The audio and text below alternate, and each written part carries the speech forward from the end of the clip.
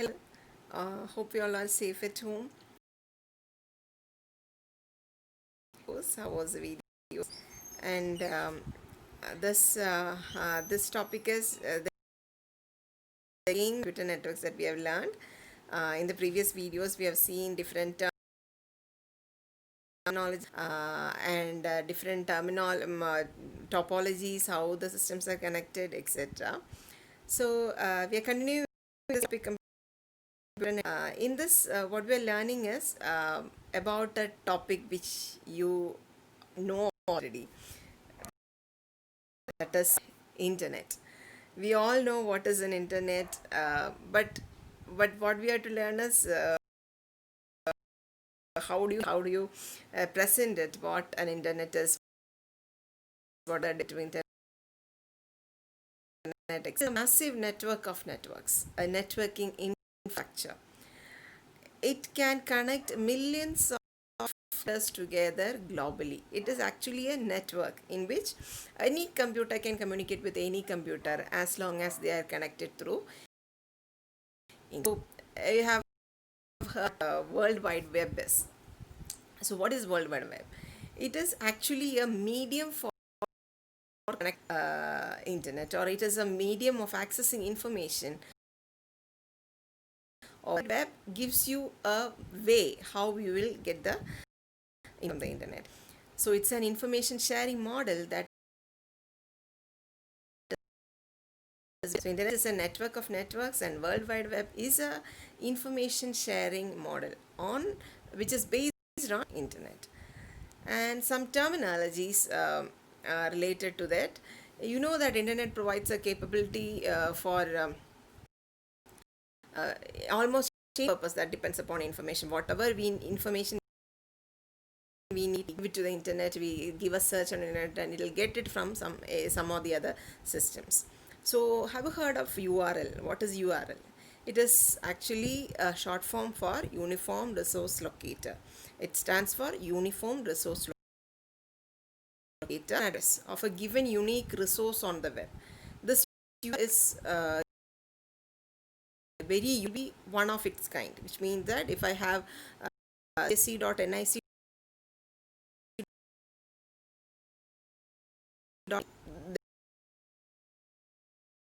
the nic.in is an example. It is written in a particular way.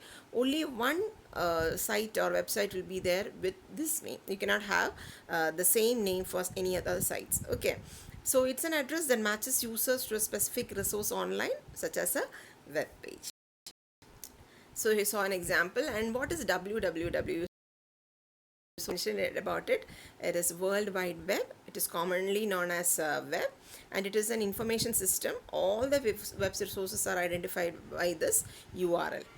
And who invented this www, or World Wide Web? It was by Tim Berners-Lee in 1989, and he wrote the first web browser. He programmed for the first web browser in 1990. And what all things that you do with this World Wide Web? What all things? It's for publishing, it's for marketing, advertising, for study purposes, research purposes, development, communication, collaboration, and also gaming. Also, that's an important part for you people, right? Gaming, so many things for almost now in all the part of our daily life we are using this, and today we are using that for online classes also. So another term is email. Of course, you know that, but learn the one sentence that has to be written when it is asked for exams. It is defined as a transmission of messages over communication networks. It's also known as electronic mail. Email stands for electronic mail. Typically, the messages are notes, but nowadays you can attach any type of data. That means any multimedia data can be added along with the email. And what is chat? Do I have to teach you what is chat? No.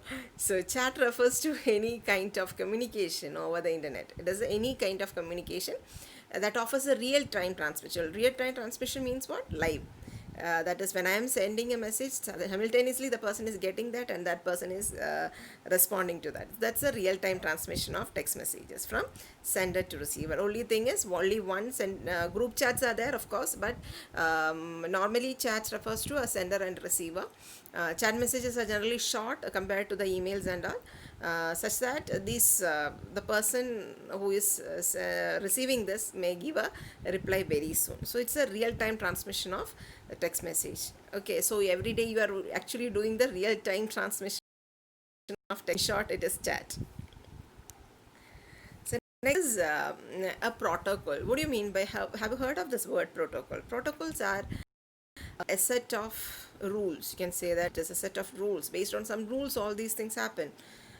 So VoIP is an internet protocol or a set of rules used or a technology used to make voice calls through the phone line, broadband internet connections. Normally we use call through the phone lines, but using the internet, if you're calling, it is based on the technology known as voice over internet protocol. So you have that facility in now WhatsApp and all.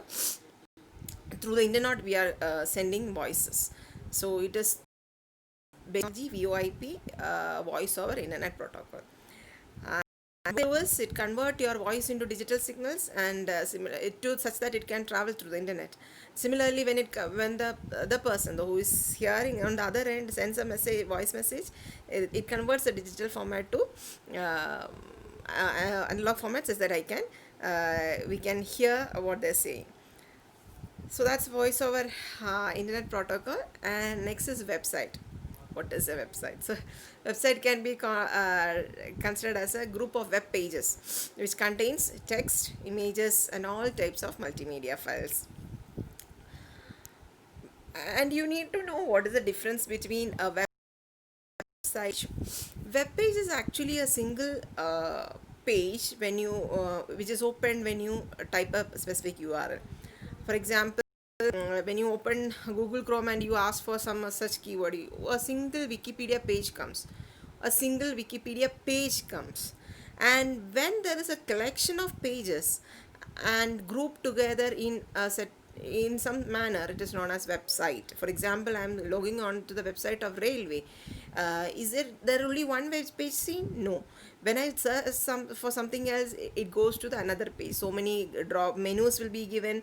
When I click on one option, it goes to some other page. So those are actually web pages, and what I see is the web pages. When those web pages are interconnected or are grouped in one section, they are known as a website. So learn the difference between website and web page. These are all theory questions only. A collection of web pages which are grouped together and usually connected together are known as website. Okay, or simply we call it as a site. And you need to know the difference between static web page and dynamic web page. See, whenever we log into a site, for example, of movie site or a theater, for we are looking for what to find what film is going on in the nearby theater. Just I'm going to search site of the theater. What happens? Every week it changes, right? Depending upon the film changes, they change the content of it. It is known as a dynamic web page, which means that for example, even when especially when you log into it. I can give you another example also. A bank website, you log into your ID. For you it is different, with your balance, with your account details, etc. When some other person log in with their ID, what happens? Again, different values.